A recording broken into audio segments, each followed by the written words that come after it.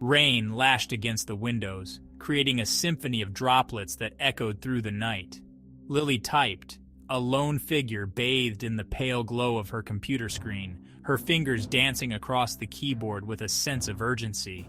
Her small apartment was silent, save for the rhythmic clatter of keys and the distant rumble of thunder, a stark contrast to the bustling city outside.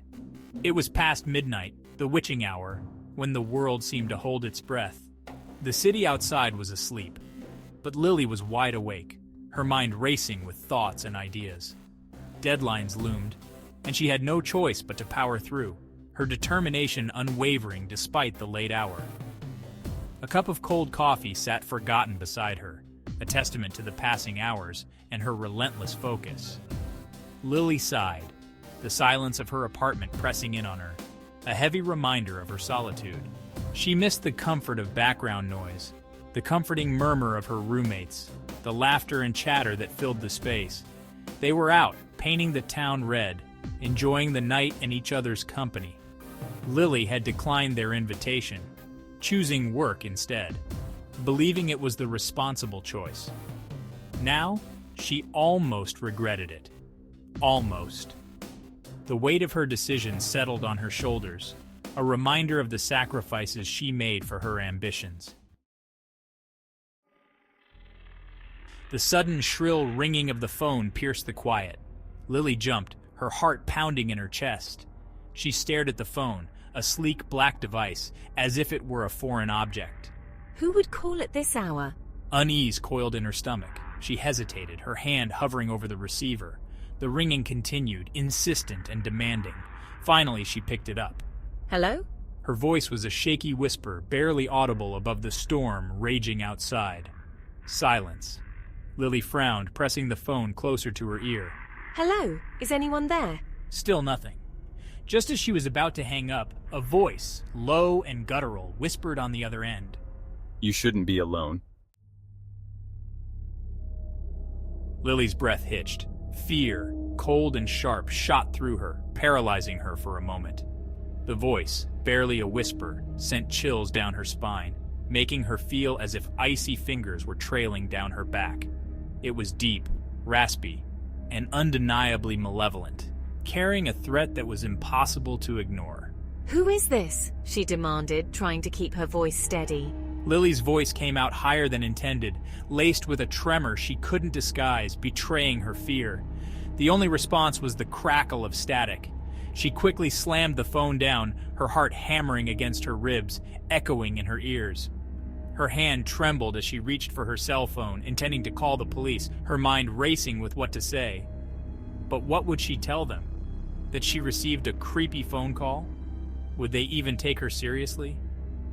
Lily glanced nervously at the locked door of her apartment, then at the windows, checking for any signs of forced entry. The rain continued its relentless assault, the wind howling like a banshee, adding to the eerie atmosphere. She was alone, isolated in her third-floor apartment with no one to turn to for help. She tried to rationalize the call, her mind racing through possibilities. A prank, a wrong number, or maybe just a misunderstanding. But deep down, a primal fear told her it was something more sinister, something she couldn't easily dismiss. The voice, filled with malice, echoed in her ears, sending chills down her spine. You shouldn't be alone. The words were a haunting reminder of her vulnerability. Lily couldn't shake off the feeling of unease that settled over her, a constant companion now. The silence of the apartment, once comforting, now felt oppressive, heavy with unspoken threat, as if the walls themselves were closing in. Every creak of the old building, every gust of wind rattling the windows made her jump, her nerves frayed and on edge.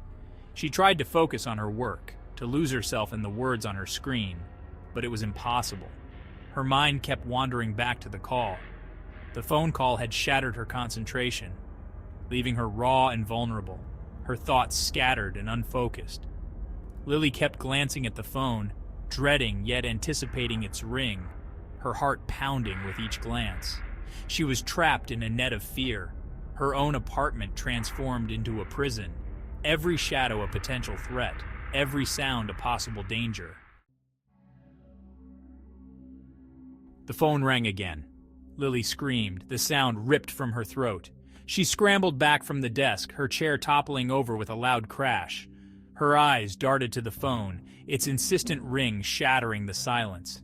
Taking a deep breath to steady her nerves, Lily cautiously approached the phone. The caller ID displayed unknown.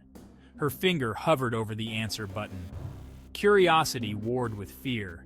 Part of her wanted to ignore the call, to pretend it never happened, but another part, a stronger part, urged her to answer, to confront the voice that haunted her thoughts. With a trembling hand, Lily pressed the button. Hello? Her voice was barely a whisper, a mixture of fear and forced bravery. You're not answering my question. You're not answering my question.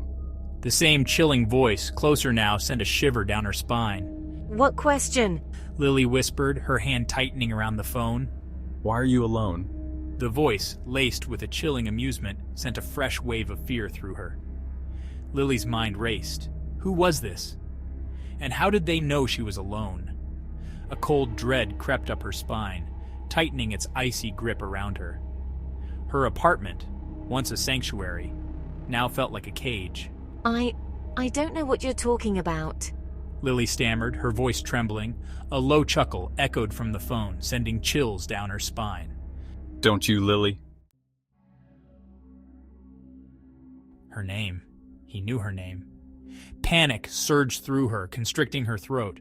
She fumbled for the disconnect button, but her fingers wouldn't cooperate. Who is this? Lily cried, her voice high-pitched, laced with panic.